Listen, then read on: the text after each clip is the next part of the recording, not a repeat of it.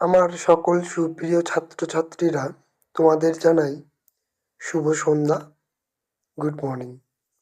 আজকে আমরা আলোচনা করব পঞ্চম শ্রেণীর বাংলার গল্প বুনো হাঁস, নীলা মজুমদারের লেখা। পাঠ্যাংশে তোমাদের যে প্রশ্নগুলি রয়েছে তার সমাধান আমি এই ভিডিওর মাধ্যমে দিয়ে দেব। তোমরা যদি ইউটিউব চ্যানেলে ভিডিওটি দেখে থাকো অবশ্যই চ্যানেলটিকে সাবস্ক্রাইব করবে, আর তোমরা যদি ফেসবুক পেজ থেকে দেখে থাকো অবশ্যই পেজটিকে লাইক করবে, ফলো করে তোমাদের বন্ধুবান্ধবদের কাছে ছড়িয়ে দিবে। চলো শুরু করা যাক আজকের ভিডিও।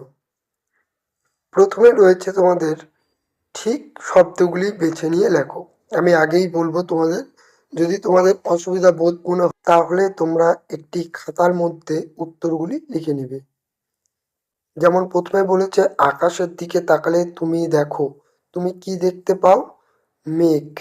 এই সেই মেঘের এখানে দাগ চিহ্ন দেওয়া আছে। তারপরে 2 নম্বরে রয়েছে তোমাদের দেখো, হিমালয় ছাড়া ভারতবর্ষে আরো একটি পর্বতের নাম, তাহলে লিখবে আরাবলি। 1-এর 3 নম্বরে রয়েছে, একই রকমের হাঁসের নাম হলো বালি হাঁস। 1-এর 4 দাগে রয়েছে, পাখির ডানা ড্যাশ শব্দ শোনা যায়, শো শো শব্দ শোনা যায়। 2 নম্বরে রয়েছে, কয়ের সঙ্গে খ মেলাও। এটা হলো সেটা তোমাদের পাঠ্যপুস্তকে প্রশ্ন, উত্তরটি এখানে দেওয়া রয়েছে। বরফ হবে হিমানি, বুনো হবে বন্য, কুড়ি হবে কলি, চঞ্চল হবে অধীর, আরম্ভ হবে শুরু। সঙ্গী শব্দ 3 নম্বর দাগে রয়েছে তোমাদের, সঙ্গী অর্থাৎ উময় গ যোগ এমন অঙ্গ রয়েছে, উময় গ রয়েছে একই রকমের 5টি শব্দ করো, যেমন বঙ্গ, অঙ্গ, গঙ্গা, পতঙ্গ এবং মঙ্গল। 4-এর দাগে রয়েছে, ঘটনা ক্রমিক সাজিয়ে লেখো। দেশে ফিরে ওরা বাসা বাঁধে বাচ্চা তুলবে। এর উত্তরগুলি তোমাদের এখানে রয়েছে দেখো। বুনো হাঁস, দেশে ফিরে ওরা বাসা বাঁধবে বাচ্চা তুলবে। এর উত্তরগুলি এই রয়েছে। বুনো হাঁস দক্ষিণ দিকে উড়ে যেত, হাঁসের ডানা জখম হলো, আরেকটা বুনো হাঁসও নেমে এসে এটার চারদিকে উড়ে বেড়াচ্ছে।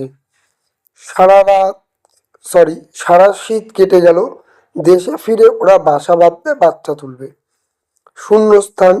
শূন্যস্থানে রয়েছে, লাদাখের একটা বরফ ঢাকা নির্জন জায়গাতে আমাদের জওয়ানদের একটা ঘাঁটি ছিল, যেটা ড্যাশ তার নিচে দাগ দেওয়া আছে, দেখতে পাচ্ছ 5-এর 2-এর দাগে।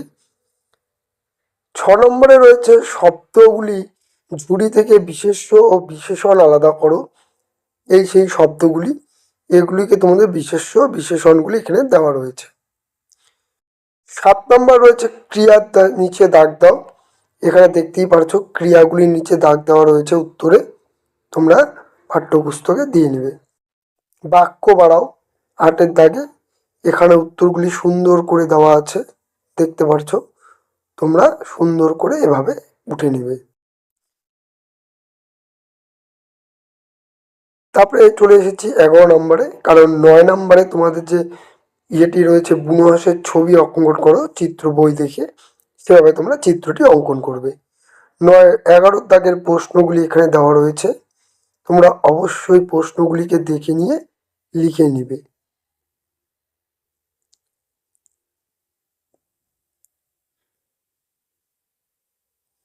এরপরে 12 দাগে রয়েছে, কোনো পশু বা পাখির প্রতি তোমার সহমর্মিতা অর্থাৎ ভালোবাসা জন্মায় এমন একটি এটা তোমরা নিজেরা করবে।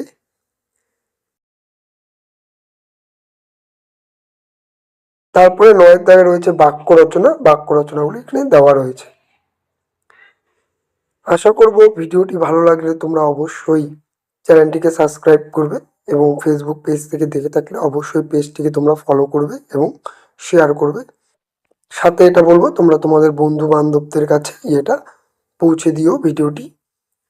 চলো তবে, ভালো থাকবে, সুস্থ থাকবে, আবার দেখা হবে নতুন একটি ভিডিও নিয়ে। আজকে